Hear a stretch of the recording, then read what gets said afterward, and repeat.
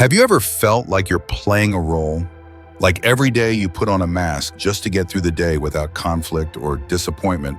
I used to think that pleasing others was just part of being a good person, a reliable friend, a dependable employee, a considerate partner.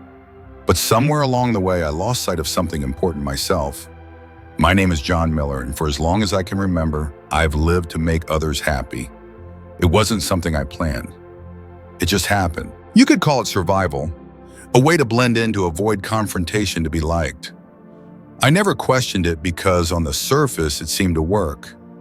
People liked me. I was the go-to guy at work, always willing to take on that extra project, stay late, or cover for someone. My partner Emma loved how reliable I was, always available, always thoughtful.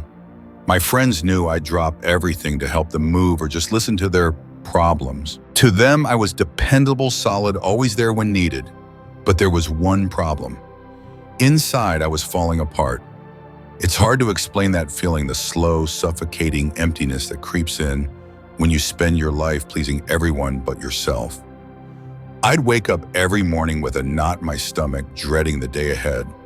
Not because the work was too hard or the people too demanding, but because I couldn't find myself in any of it. One day I was sitting in a project meeting at the office. I was exhausted, barely keeping my eyes open. My boss, Mr. Carlson, started discussing a new campaign that needed to be completed in record time. I knew it was impossible with the current workload, but when he looked at me and asked, "John, can you take this on?" I didn't even hesitate. "Yes," I said, forcing a smile. Everyone nodded, appreciative of my willingness, but I couldn't help noticing a familiar sinking feeling in my chest. Why did I keep doing this to myself? Why couldn't I just say no? Later that evening, I sat at my desk, drowning in paperwork, and a memory surfaced, a moment from my childhood. I was about 9, standing in the backyard with my father. He had just asked me to help paint the fence. I was tired, covered in mud from playing soccer. I looked at him and said, "No, Dad, I don't want to." I expected a scolding, but instead he just smiled and said, "All right, maybe later." It was simple. I didn't want to do something, so I said no. And the world didn't end. Somewhere along the line, I had lost that boldness. I had buried it under layers of politeness, obligation, and fear of rejection. I couldn't remember the last time I said no without feeling guilty. That night I couldn't sleep. I kept replaying the meeting, wondering why I hadn't spoken up. I realized it wasn't just about work, it was everywhere. Every aspect of my life had become this endless performance. I couldn't even tell when I was being authentic anymore. There's a concept from Stoicism that floated to the surface of my mind, something I had read once. The happiness of your life depends upon the quality of your thoughts. Marcus Aurelius had written that, and it struck me with a new intensity. My thoughts had become consumed by what others expected of me. I had allowed their opinions to dictate my actions, and as a result, I had trapped myself in a cage of approval. The next morning, I tried to shake off the feeling, convincing myself it was just a bad day. But at lunch, I overheard a conversation between 2 of my colleagues. They didn't know I was there. One of them chuckled and said, "John's always the yes man. You can count on him to take the fall." I froze. I didn't know whether to feel angry or humiliated. Was that really how they saw me? A yes man. Someone who just absorbed everyone else's burdens without ever standing up for himself. I wanted to confront them, but I just stood there paralyzed. Maybe they were right. Maybe I had done this to myself. That evening when I got home, Emma was waiting for me. She looked at me with that familiar, concerned expression and asked if I was okay. Without thinking, I said, "I'm fine." But I wasn't fine. I was anything but. As I sat on the edge of our bed, staring at the wall, a bitter truth settled in. I had become so good at pleasing everyone that I had forgotten how to be honest with myself. I couldn't blame my colleagues for seeing me as a pushover. I had made it easy for them to think that way. For the first time, I admitted that I wasn't living. I was performing. I had convinced myself that being agreeable was noble, that sacrificing my own needs made me a good person, but deep down I knew it wasn't true. It was fear. Fear of being disliked, fear of conflict, fear of letting someone down. That night I couldn't escape the thought that maybe I was losing more than just sleep or peace of mind. I was losing myself. And the scariest part, I didn't know who I was without this persona I had carefully constructed. I took a deep breath and whispered into the darkness, I can't keep living like this. For the first time in years, I allowed myself to feel the sadness I had been suppressing. It hurt to acknowledge that I had betrayed myself so completely, but it also felt oddly liberating, as if admitting it was the first step towards something real. In that quiet moment, I knew one thing for sure: if I didn't change, I would eventually lose more than just my peace. I would lose my identity entirely. I didn't have a plan yet. I didn't know how to start reclaiming my life. But the realization was enough for now. It was a seed, small, fragile, but planted in truth. And that I thought might be enough to grow from. The morning after that realization, I woke up feeling different, heavier. Somehow, I couldn't shake the memory of my colleagues calling me a yes man. It felt like they had seen through my carefully maintained image and exposed a truth I wasn't ready to face. At the office, I moved through the day on autopilot. I was still doing my job, smiling, nodding, agreeing, but something had shifted inside me. It was like my body was following the routine, but my mind had unplugged from the script. During lunch, I found myself alone in the break room. Normally, I would sit with a group laughing and chatting, but today I just couldn't do it. I couldn't fake it. I stirred my coffee absent-mindedly, staring at the swirling patterns, trying to make sense of this new emptiness. That's when Sam, one of the newer employees, walked in. He glanced at me, hesitant. Usually I was the guy who made small talk easy, but today I couldn't muster the effort. He sat across from me and started eating his sandwich in silence. After a moment, he cleared his throat. "Hey, John, can I ask you something?" I nodded, forcing a half smile. "How do you always stay so positive? I mean, people are always talking about how dependable you are. I'm just curious, how do you not let stress get to you?" I almost laughed. Positive, dependable. If only he knew. I wanted to tell him the truth, that underneath the calm, collected surface, I was barely holding it together. But instead, I shrugged. Just take it one day at a time, I guess. He smiled like I had given him some profound advice. I felt like a fraud. When Sam left, I leaned back in my chair, trying to understand why that conversation bothered me so much. The answer hit me hard. I wasn't just lying to others. I had been lying to myself, convincing myself that as long as everyone else was happy, I was doing the right thing. But what was the cause? The rest of the day, I couldn't concentrate. I kept hearing that word "yes man" echoing in my mind. By the time I got home, I was emotionally drained. Emma was cooking dinner and the smell of garlic and herbs filled the apartment. Normally, I would greet her cheerfully, but today I just dropped my bag and sat on the couch. She looked over her shoulder, noticing my silence. "Rough day." I nodded, not trusting myself to say more. She wiped her hands and came to sit beside me. "John, you have been distant lately. What's going on?" I wanted to say it all, to unload everything I've been bottling up, but the words wouldn't come out. Instead, I just muttered, "I'm fine, just work stuff." Emma frowned. "You always say that, but it doesn't seem fine." Her words cut deeper than I expected. Was I really that predictable? I wanted to snap back to defend myself, but I knew she wasn't wrong. I had been distant from her, from everyone, and most of all from myself. The next day at work, something strange happened.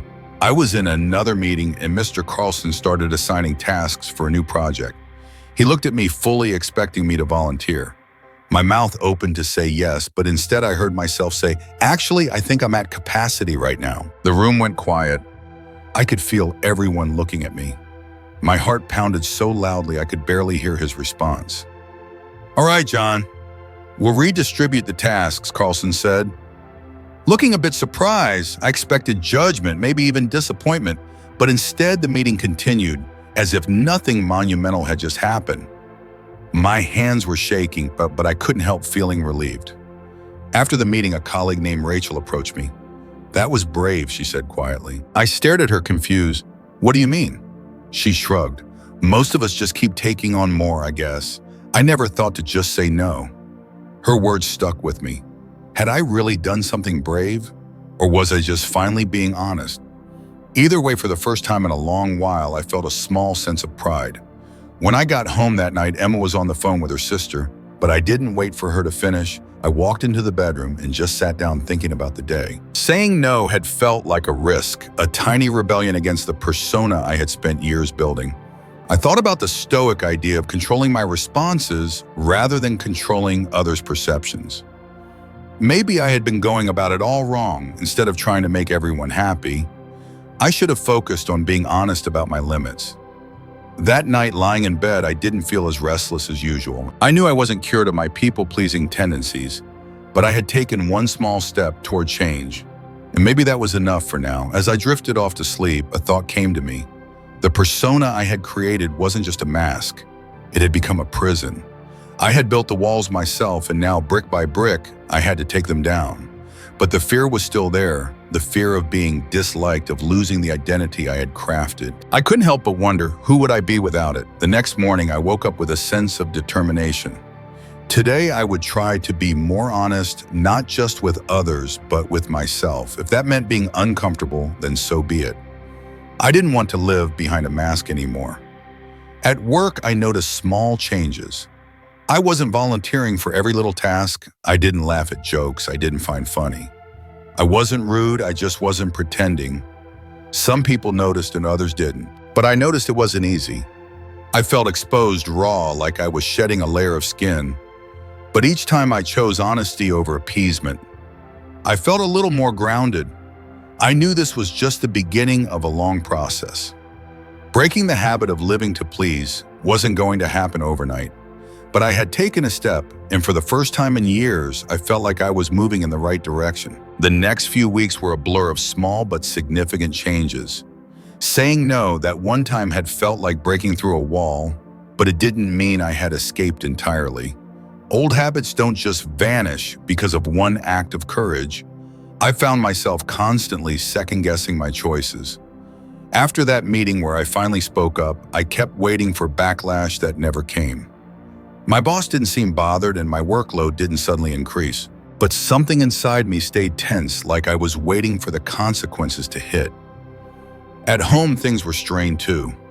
Emma seemed cautious around me, like she didn't know who she was dealing with anymore. One night after I had cooked dinner and set the table, she sat down across from me, her eyes hesitant. "John." She started swirling her fork through her pasta. "You've been different lately?" I forced a smile. "Good different or bad different?" She looked at me thoughtfully. "I'm not sure. It's like you're here, but you're not. You seem distracted, distant, like you're in your own world." I wanted to deny it, but I knew she was right. The truth was, I didn't know how to balance this new version of myself. On one hand, I wanted to be honest, to stop saying yes when I meant no. On the other, I didn't want to lose the parts of me that people had grown to love. "You know," I said slowly, trying to find the right words, "I've just been thinking a lot about how much I've been doing it for everyone else and how little I've been doing for myself." Emma nodded, but I could tell she wasn't completely convinced. "That sounds good in theory, but what does it mean for us? Are you saying I'm too demanding?" I replied quickly. "It's not about you. It's just, I've been so focused on making everyone happy that I forgot to think about what I want. And now that I'm trying to figure it out, I'm realizing I don't really know myself anymore." Her expression softened, but there was still uncertainty in her eyes. "I get that you want to change, John, but it feels like I'm losing the guy I fell in love with." That hit harder than I expected. I wanted to tell her that I wasn't changing for the worse. I was just trying to be more real. But maybe from her perspective, it seemed like I was pulling away. I spent that night on the couch, not because we argued, but because I needed space to think. I kept replaying her words. Was I really becoming someone unrecognizable? Or was I just shedding the persona I had clung to for so long? At work, I tried to be more mindful of my decisions. I didn't want to swing to the opposite extreme, becoming uncooperative or distant. Instead, I tried to pause before committing, to genuinely assess whether I was saying yes out of obligation or because I truly wanted to. But the struggle wasn't just external. Internally, I felt a growing discomfort and anger I couldn't fully understand. One afternoon, while organizing files in the break room, I dropped a stack of papers, and before I could stop myself, I cursed loudly. A couple of coworkers glanced over. Surprised, I picked up the papers, feeling my face flush. One of them, a guy named Trevor, chuckled. "Didn't know you had it in you, Miller." His comment stung more than it should have. I wanted to ask him what he meant, but I knew. I was always calm, always agreeable. Seeing me frustrated didn't fit the image they had of me. That's when it hit me. Maybe I wasn't just angry at others. Maybe I was angry at myself for being so accommodating all these years, for letting people assume I didn't have limits or opinions. I had trained them to see me this way.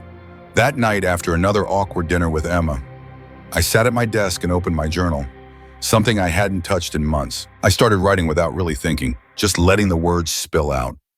I'm mad at myself for being afraid of conflict, for always smoothing things over even when I'm the one getting hurt.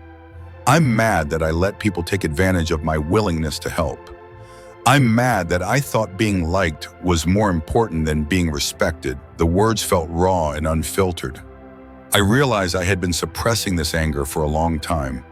All those times I smiled when I wanted to scream. All those times I agreed when I wanted to disagree. The mask had become so ingrained that I didn't even recognize my own frustration. I thought about something I once read from Epictetus. It is not things that upset us, but our judgment about them. I had judged myself as weak whenever I didn't please someone. I saw conflict as a failure rather than an opportunity to assert my own needs. The next morning, I looked at myself in the bathroom mirror, noticing the tension in my shoulders, the faint lines on my forehead. I whispered to myself, "You're allowed to be upset. You're allowed to have boundaries at work." I focused on maintaining that mindset. When a coworker tried to push a task onto me, I didn't just accept it outright. I thought it through and replied, "I can't take that on right now, but I can help later if needed." The response wasn't hostile. In fact, it seemed reasonable, yet I could feel the anxiety bubbling beneath the surface. It was as if I was constantly on edge, waiting for the world to push back against my new approach. During a lunch break, I found myself sitting outside, soaking in the quiet. I needed to remind myself that this change was a process, a gradual shedding of old habits. I couldn't expect to wake up one day completely transformed. That evening, Emma came home late from work. I made dinner, keeping it simple, and when she walked in, I greeted her with a calm smile. "How was your day?" I asked, genuinely curious. She sighed and sank into a chair. "Exhausting. Sometimes I feel like I'm just doing everything for everyone else and losing track of what I actually want." Her words echoed what I had been feeling, and for the first time in weeks, I didn't feel so alone in this struggle. I sat down across from her and said, "Yeah, I know that feeling. I think we've both been living like that for too long." She looked up, surprised. "You too?" I nodded. I'm starting to realize that just going along with what everyone else wants isn't really living. It's just existing. We sat in silence for a moment, but it wasn't the uncomfortable kind. It was thoughtful, almost peaceful. It felt good to admit it, to share that vulnerability without pretending everything was fine. That night, as we went to bed, I felt something shift. It wasn't a resolution or a grand epiphany, but a small, hopeful step toward being more honest, not just with Emma, but with myself. I wasn't completely free from my old patterns, but I had started to acknowledge the shadows I had been ignoring. And with each moment of clarity, I felt a little less burdened by the expectations I had once thought defined me. I didn't know what the next step looked like, but for the first time in a long while, I felt like I was steering my own life, even if just a little. And that was enough for now. Over the next few days, I couldn't shake the sense that something fundamental had changed within me. It wasn't a dramatic transformation, more like a subtle but persistent shift. Saying no at work that one time, admitting my anger, and sharing my struggles with Emma had cracked the facade I'd worn for so long. But with that crack came uncertainty. I wasn't used to feeling so exposed. It was uncomfortable, almost like my skin didn't fit right anymore. I knew I was making progress, but I also felt raw and vulnerable. One evening, Emma and I were sitting on the couch, half watching a movie. She glanced at me, her face softening. "You've been quieter than usual lately," she said. I hesitated, not sure how to explain it. "I've just been thinking a lot," I replied. "About what?" She pressed gently. I sighed, trying to put my feelings into words about how I've been living. How I've spent so much time trying to be what everyone else needs that I don't even know what I want anymore. Emma nodded slowly, processing what I was saying. I get that, she admitted. Sometimes I think I've been doing the same thing. Her admission caught me off guard. I had been so wrapped up in my own struggle that I hadn't considered she might be feeling the same way. I reached out and took her hand. I guess we both need to figure out who we are without the pressure to please everyone else. She squeezed my hand, and for the first time in a while, I felt a sense of connection between us. It was fragile, but it was real. The next morning, I woke up with a sense of purpose. I needed to take more steps toward reclaiming my life. I decided to call in sick, not because I was physically ill, but because I needed a day to confront the mental chaos I had been avoiding. I spent the morning walking around the park, letting the cool breeze clear my mind. There was a spot near the lake where I used to go when I needed to think, a quiet bench shaded by an old oak tree. I sat down watching the ripples on the water. A thought hit me. I had been avoiding solitude because it forced me to confront myself. I'd always filled my life with noise, work, social obligations, constant movement, because silence felt too revealing. But now, sitting alone, I couldn't hide from the truth. I took out my phone and searched for something that might give me perspective. I found a podcast on Stoicism, one that discussed how we often let our fears dictate our lives. The speaker quoted Epictetus, "Freedom is the only worthy goal in life. It is won by disregarding things that lie beyond our control."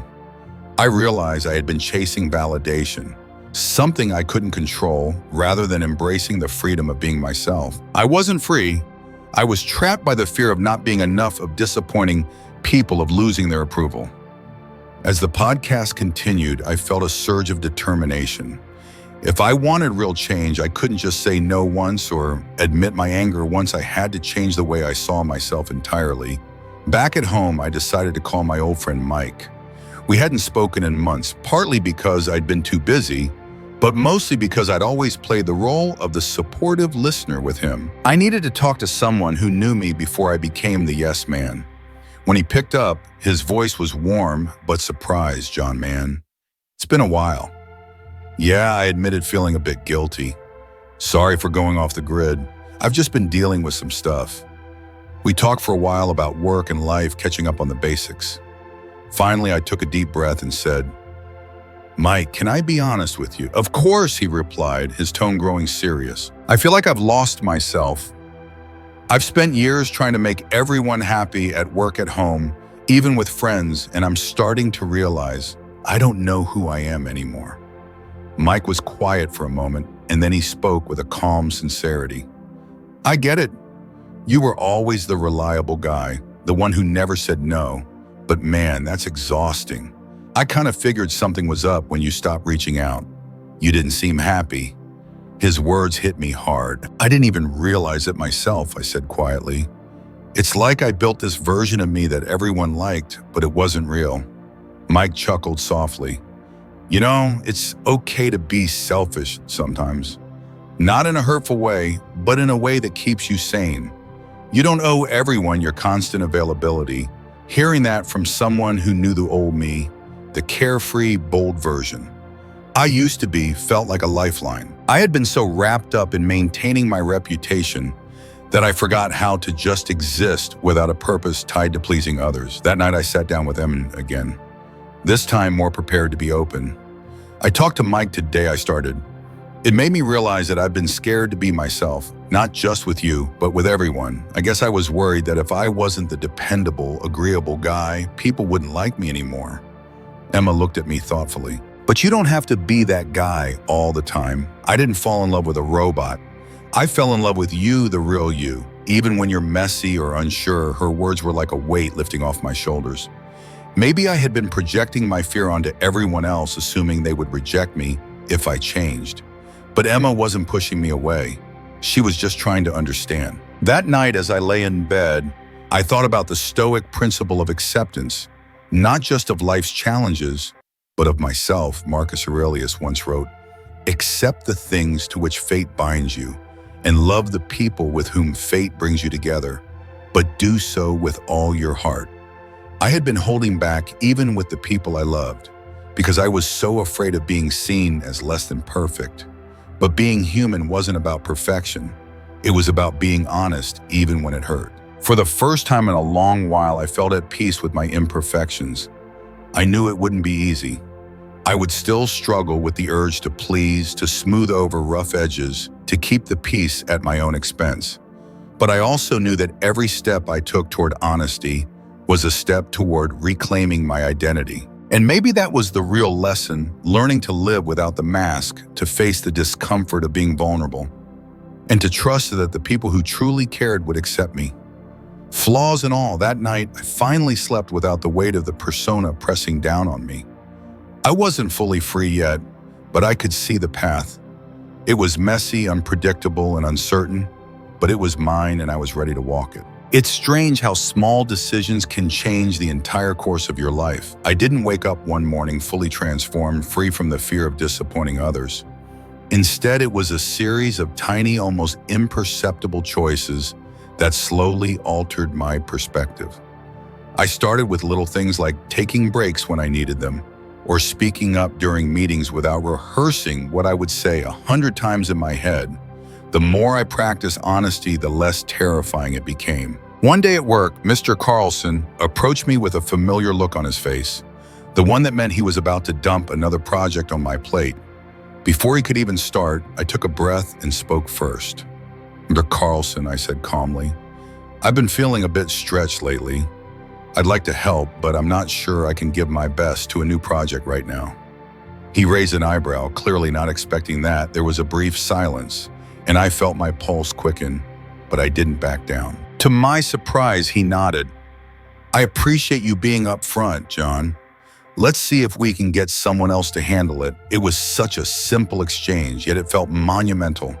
For the first time, I realized that saying no didn't make me less competent or less valuable. It just made me human. Later that week, Emma and I went out to dinner.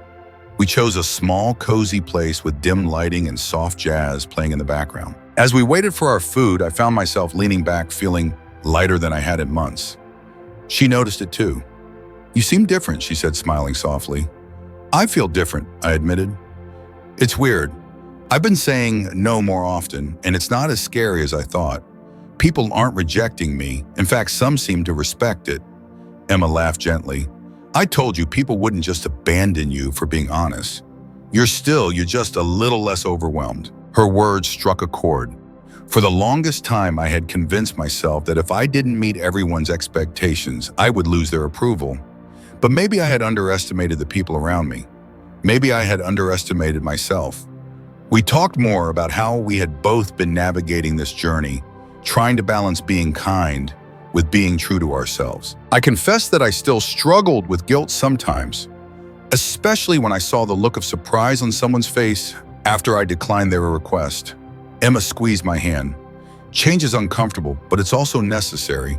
You're allowed to prioritize yourself." That night, as we walked home, I couldn't help but notice how calm I felt. It wasn't just the relief of a successful evening. It was the growing realization that I didn't have to perform anymore. I could just exist. The next day at work, something unexpected happened. Rachel, the colleague who had complimented my honesty before, approached me during lunch. "Hey, John," she said, looking a bit nervous. "Can I ask you something?" "Sure," I replied, curious. She hesitated, then said, "I've noticed you've been setting more boundaries lately. How did you start doing that?" "I've been trying to say no more often, but it just feels wrong." I smiled, understanding exactly where she was coming from. It does feel wrong at first, like you're betraying people or letting them down, but I realize that saying yes when I don't mean it is more harmful in the long run. It just builds resentment. The hardest part was admitting that to myself.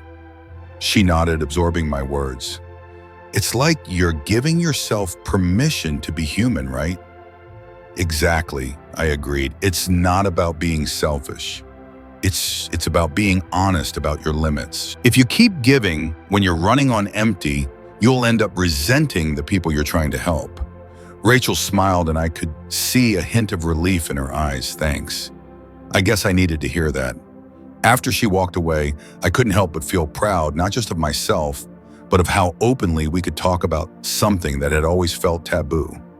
Setting boundaries wasn't just a personal victory, it was something that could inspire others too. That evening back at home, I picked up my journal. I hadn't written in it since the night I admitted my anger. I opened to a blank page and started writing, "I'm starting to feel like myself again." It's been a slow process and I still slip up sometimes, but I'm not as afraid of disappointing people anymore. I'm learning that I can be both kind and firm, compassionate and honest. It's not about shutting people out, it's about letting myself in. As I wrote, I remembered something Seneca once said, "As long as you live, keep learning how to live." That's what I was doing, learning how to live without the mask, learning how to face my own truth without flinching. I wasn't aiming for perfection anymore. I just wanted to feel real before bed. Emma came into the room, her hair still damp from a shower. She sat beside me, glancing at the open journal. "Writing again?" she asked. "Yeah," I replied, "just reflecting on how far I've come." She smiled, resting her head on my shoulder. "You're different, you know, but in a good way. I can see it in how you carry yourself. It's like you're not weighed down anymore." Her words warmed me. I kissed the top of her head, grateful that she had stayed with me through this chaotic journey. It wasn't just about breaking free from the need to please. It was about finding peace within myself. I could see the difference not just in how I interacted with others, but in how I viewed my own worth. That night, I didn't worry about the next day. I didn't plan every conversation or calculate how I would navigate tricky social situations. I just let myself be. And that feeling of simply existing without pretense was more liberating than I had ever imagined. The next morning, I woke up without the familiar knot in my stomach. I took a deep breath, feeling the cool morning air on my face. I wasn't perfect. I wasn't completely free from doubt, but I was making progress. For the first time in a long while, I didn't dread the day ahead. Instead, I looked forward to seeing how this new version of me would navigate life unapologetically, honest, imperfectly, real. I knew there would still be challenges that I would stumble and second-guess myself, but I was no longer afraid to face it. I wasn't just surviving anymore. I was starting to live. And that simple truth made all the difference. Sometimes we talk about change as if it's a single defining moment, a bold declaration, a grand gesture, a sudden epiphany that sets everything right. But the truth is, change is quiet, it's gradual, made up of small choices stacked on top of each other. That's how it's been for me. There was no grand transformation, no day where I suddenly knew exactly who I was. Instead, it was a series of moments where I chose to be a little more honest, a little less afraid, and a little more willing to let go of the need to be liked one weekend. I decided to do something I hadn't done in years, take a solo day trip to the mountains. I packed a small bag, hopped in the car, and drove with no real plan other than to spend some time alone. As the city faded behind me, I felt a sense of calm settle in. I wasn't escaping, I was just being. When I reached the trailhead, I noticed the air felt fresher, up here, cleaner, lighter. I started walking, listening to the crunch of leaves under my boots. I didn't rush. I wasn't trying to get anywhere in particular.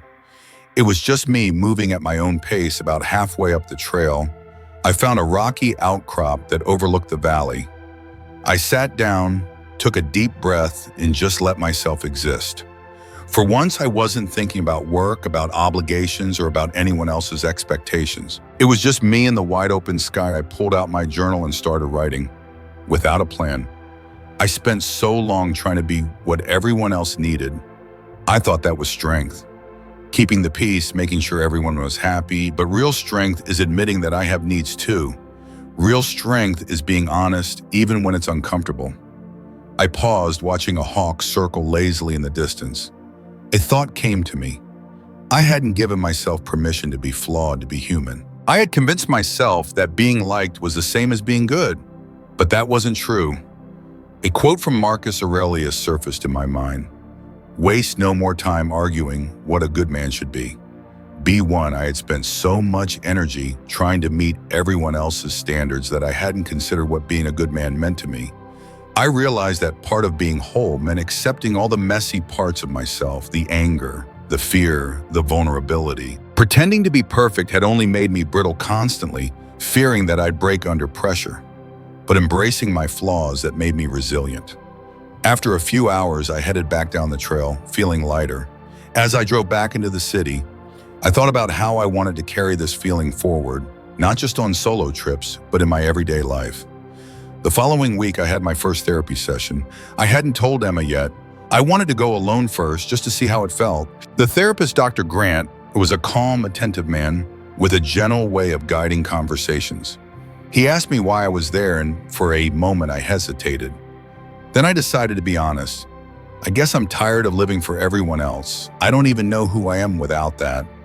I've spent years being the guy who always says yes. I don't want to be that guy anymore, but I'm not sure how to change. Grant nodded, not looking surprised. It sounds like you've been carrying a heavy burden for a long time.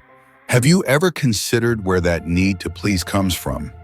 I thought back to my childhood, to how I had always been the peacekeeper in my family.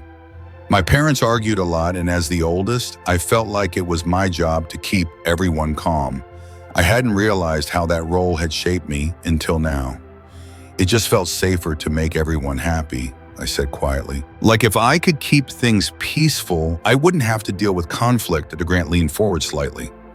It makes sense. You learned early on that harmony kept you safe, but as you grew up, that coping mechanism turned into a pattern, one that doesn't necessarily serve you anymore. Hearing it framed that way made me feel less guilty. I wasn't inherently flawed.